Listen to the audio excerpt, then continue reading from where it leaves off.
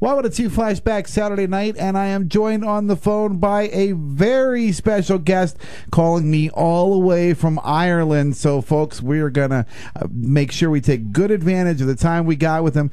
Let's welcome Aldo Nova to the Flashback Show. Hello there, Aldo. They're always after me, Lucky Charms. How are things in beautiful Ireland, my friend?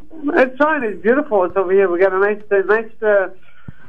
It was a nice sunny day. You know, it was you know, it's great because usually it rains all the time, but we're having a good year, so it's not bad. You know. Oh, that is so awesome, my friend. Well, we've got a lot to talk about because wow, you know, everybody is thinking, what has Aldo Nova been doing? And you have been so busy.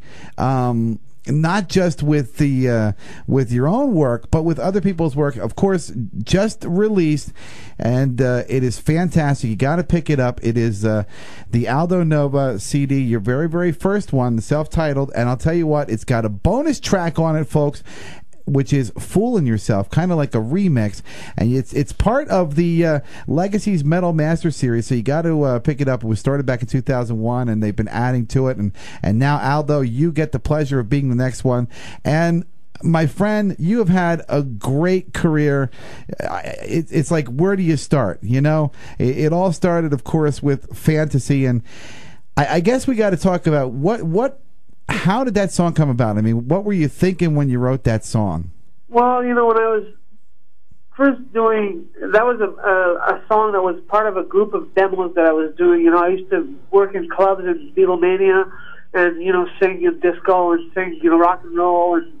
And I was playing, you know, clubs regularly, but I had access to a studio in Montreal. So every time I would in between sets, I would write a song where I had an idea. I would instantly have access to a studio, so, you know, Fantasy came about that way. I had an idea between a set, and then I went into a recording studio, laid down a self-made drum loop back then, which was made by, you know, by inserting a tape, you know, into the tape machine and having it loop around, which you don't have, which is not what we do today.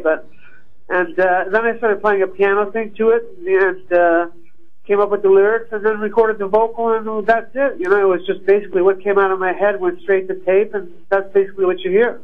Yeah, and you know, a lot of people didn't even realize this. You played like all the instruments, like all of the instruments that were you did it all, and most people don't realize it. The only thing I didn't do was the drums, but yep. I did those after. You know, I had some good drummer come in and record the drums after the fact. And but everything else on that track, I mean, is basically me. I mean, the guitars, the keyboards, the bass, all the vocals. I engineered it. I self-produced it. And, you know, it was like they gave me free rein to do what I wanted, and there was nobody there to tell me what not to do. So I basically did what I wanted. So that's what it just came out. It's like pure innocence to tape, you know? Wow, that is awesome. And you know what? And it shows because it is such an awesome song. And I just picture the video. There you are, you know, jumping down, shooting that laser beam out of your guitar and burning the lock off the warehouse, and boom, in you come onto the stage. Great video. Played so much on MTV back in the 80s. I mean, MTV was playing Fantasy like crazy. Oh, yeah. I mean, you know, it was we sort of like grew up together, myself and MTV. You know, I was one of the first videos that had a sort of a concept to it. It wasn't just a song. You know, it started with the helicopters and the security guards, and they'd hand me this goon would hand me my guitar, and I laser beamed down the door. You know, and then, you know, bands like the Darkness are doing that now. They're dressing up in cat suits, leopard skin cat suits, and flying down from spaceships, and, you know, doing all, you know, a stack of marshals behind them. You know, so it seems to have come full circle. Oh, you bet. That was totally awesome. And then, as if that wasn't enough, you played guitar on, a lot of people don't know this, on Bon Jovi's Runaway song. Right. And plus the Young Guns 2 Blaze of Glory movie soundtrack. And I got to tell you, Aldo, I idolize the band Blue Oyster Cult, and I idolize you because my all-time favorite song is Take Me Away, and you wrote the song. You know, that song, you know, when the CD Revolution by Night came out and I heard it for the first time and I heard Take Me Away, I was just blown away. I mean, you combine your songwriting technique with Buck Dharma on guitar, and wow, I mean, it's just... And Eric Bloom's like Michael Moorcock lyrics, you know, the alien spaceship, mothership taking me away, you know, that really blends into... So my you know, we got along well, me and Eric, because we shared an affinity for science fiction, you know. So that was a pleasure to write with him. Oh, that is fantastic! And you know what? Still, very, very popular song on the Flashback Show. Everybody loves "Take Me Away," and most recently.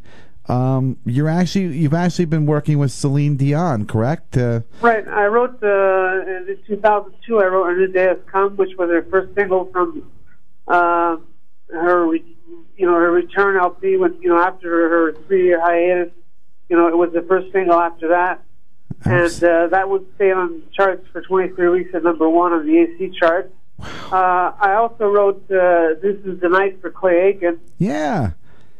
The American Idol thing, yeah. Exactly.